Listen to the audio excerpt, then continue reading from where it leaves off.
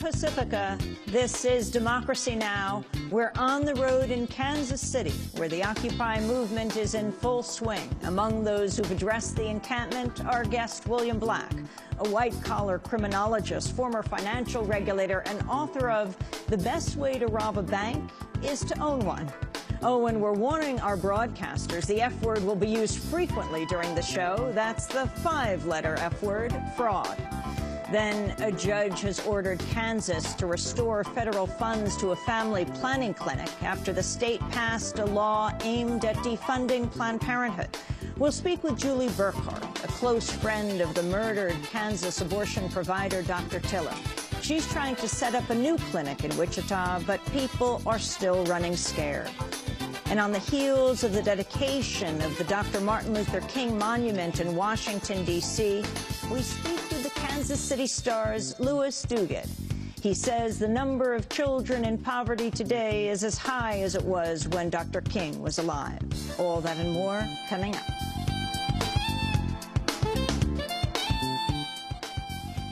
Welcome to Democracy Now!, democracynow.org, the War and Peace Report. I'm Amy Goodman. We're on the road in Kansas City.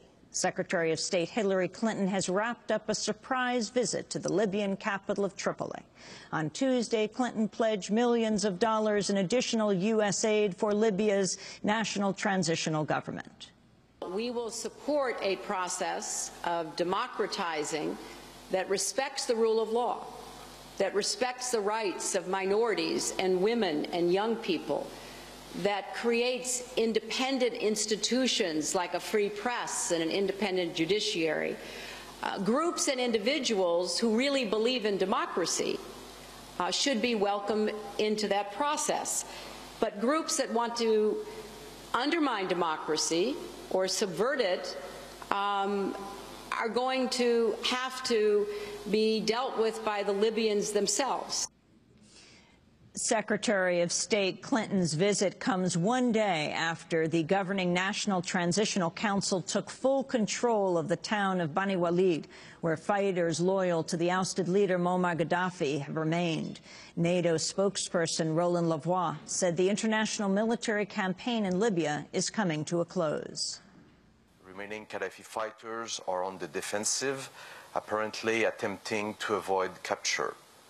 They don't control significant populated areas and no longer pose a credible threat outside small pockets of resistance. Because of the change on the situation on the ground, we are now using our assets essentially to monitor the situation and see what is going on there and intervene only if and when necessary, which means a significant reduction in our strike sorties. In Yemen, state-backed forces continue to attack protesters opposing the regime of longtime President Ali Abdullah Saleh. At least 7 people were reported killed, dozens more wounded, after gunmen loyal to Saleh opened fire on demonstrators marching in the capital, Sana'a. It was the 3rd attack on protesters in the last 4 days. At the United Nations, a spokesperson for the United Nations High Commissioner for Human Rights condemned the Yemeni government crackdown. We condemn in the strongest terms the reported killing of a number of largely peaceful protesters in Sana'a and Taiz in Yemen as a result of indiscriminate use of force by security forces over the weekend. We are extremely concerned that security forces continue to use excessive force in a climate of complete impunity for crimes that are resulting in heavy loss of life and injury, despite repeated pledges by the government to the contrary.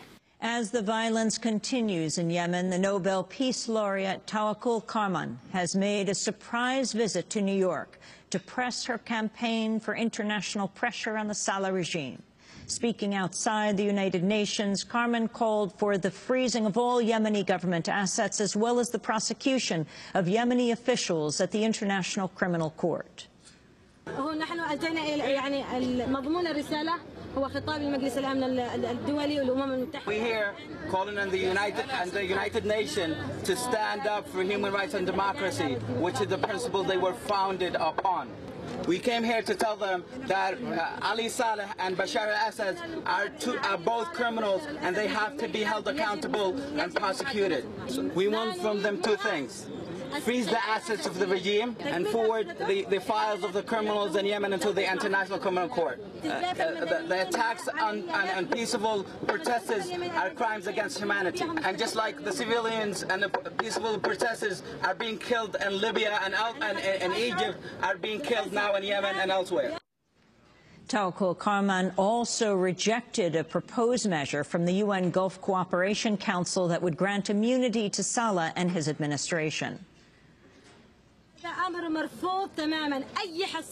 We reject and refuse any immunity for the criminals and anything not inconsistent with the international declarations of human rights. And any immunity is against what the UN was founded upon. And so if anything like that, it's against the UN treaties. Tawakkol Karman will receive the Nobel Peace Prize in Oslo in December. In other Yemen news, it's been confirmed a U.S. citizen killed in a U.S. drone attack last week had just turned 16 years old at the time of his death. The teenager, Abdurrahman al-Awlaki, the son of Anwar al-Awlaki, the U.S.-born cleric assassinated in a separate drone strike last month. Initial news accounts reported Abdurrahman al-Awlaki was 21 years old, but his family had maintained he was 16. On Tuesday, Abdurrahman al-Awlaki's birth certificate was released showing he turned 16 last month. Turkish soldiers, supported by helicopter gunships and bombers, have launched an incursion into Iraq following multiple attacks by Kurdish forces there that left 26 soldiers dead and 22 others wounded. Early Wednesday, Kurdish rebels fighting for autonomy in southern Turkey assaulted military outposts and police stations near a pair of border towns, resulting in the deadliest attack since 1992. New figures show U.S. deportations of undocumented immigrants are at a record high.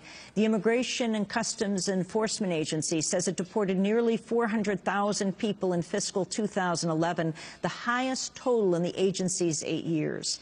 In announcing the figures, ICE credited the growing number of deportations to programs like Secure Communities, which requires local police to forward fingerprints of every person they arrest to the U.S. Department of Homeland Security. A new report being released today has provided the most detailed picture to date on how Secure Communities has disproportionately targeted Latino communities in the United States. Citing government figures, researchers at the University of California, Berkeley Law School and the Benjamin Cardozo School of Law in New York found that 93% of immigrants arrested under Secure Communities were Latino, even though Latino immigrants account for only about 2/3 of undocumented immigrants in the United States. The report also found at least 680 U.S. citizens have been held under the program, in many cases for no apparent reason. Around a third of the 226,000 immigrants reported under Secure Communities have spouses or children who are U.S. citizens. Republican presidential candidates gathered in Nevada Tuesday night for a live debate. Former Massachusetts Governor Mitt Romney and Texas Governor Rick Perry took aim at new frontrunner Herman Cain, who shot to the top of the polls in recent weeks. Romney and Perry criticized Cain's plan for a 9% flat tax rate, which Cain then defended. Herman, I love you, brother, but let me tell you something. You don't have to have a big analysis to figure this thing out. I like your chutzpah on this, Herman, but I have to tell you, the analysis I did, person by person, return by return, is that middle-income people see higher taxes under your plan. Once again, unfortunately, none of my distinguished colleagues who have attacked me up here tonight understand the plan. Also at the Republican debate, the audience erupted into loud applause after Cain said he stood by his previous statement that Occupy Wall Street protesters should blame themselves for being out of work. Herman Cain, I got to ask you, you said, quote, don't blame, 2 weeks ago, you said, don't blame Wall Street, don't blame the big banks. If you don't have a job and you're not rich, blame yourself. That was 2 weeks ago. The movement has grown. Do you still say that? Yes, I do still say that. And here's why.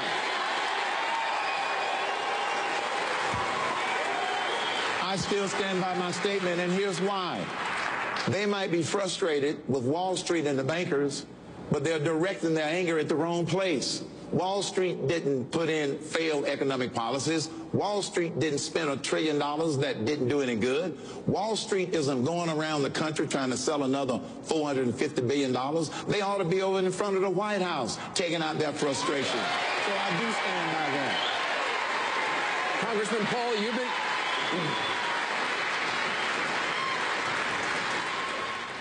The top United Nations official on torture is calling for an end to almost all forms of solitary confinement. Juan Mendez, the UN Special Rapporteur on Torture, said solitary confinement should only be allowed in exceptional cases and emphasized an absolute ban in the case of juveniles and people with mental disabilities. I am of the view that juveniles, given their physical and mental immaturity, should never be subjected to solitary confinement. Equally, in order not to exacerbate a previously existing mental condition, individuals with mental disabilities should be provided with proper medical or psychiatric care, and under no circumstances should they ever be subjected to solitary confinement. My recommendations are, first, to see if we can have a complete ban on prolonged or indefinite solitary confinement. And I, more or less arbitrarily, define that as anything beyond 15 days of solitary confinement, meaning someone being confined to a cell for at least 22 hours a day. In his remarks, Mendez also commented on U.S. soldier and alleged whistleblower Bradley Manning, who's being held in a Kansas prison following his arrest for allegedly leaking government material to WikiLeaks. Mendez says although Manning is no longer being held in solitary confinement, he's still monitoring the case. I want to stress that on the one hand, he's no longer in solitary confinement, although he spent something like 8 months in solitary confinement. But when he was moved to Fort Leavenworth, his regime changed, and he's not in solitary confinement now.